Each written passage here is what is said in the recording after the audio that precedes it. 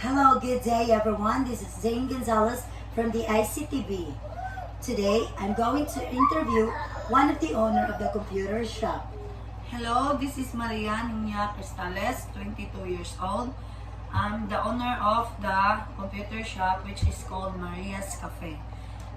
I'm living Lara Inayawan, Cebu City. Okay, question number one. What preparations did you make before you engage in this type of business? Money. We need money to maka-start ta sa atong business na atong ganahan. Like, parehas ako, computeran o mga uban pa. So, para pampuhunan sa naog sa pagpaningkamot. Okay, question number two. What special skills and characteristics do you have that are related to your business?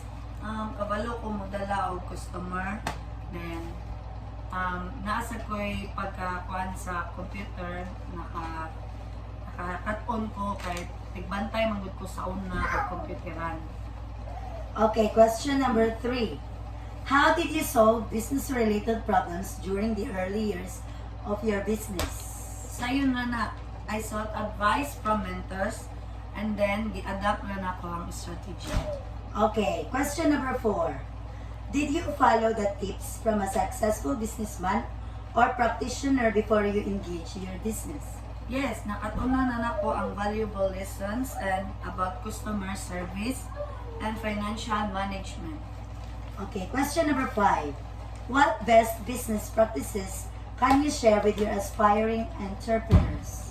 Maningkamot ka, mag-focus ka, o mag-maintain ka sa financial discipline.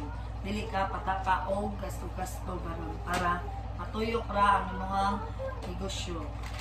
Okay, last question.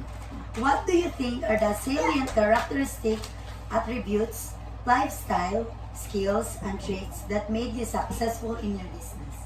Adaptability, strong work, and fashion. Mara na siya ang kailangan sa tuang negosyo. Kailangan dili ka magpatintal sa unsa-unsa ba na. Okay, thank you. Thank you for your... You're welcome. Stop na. Banda!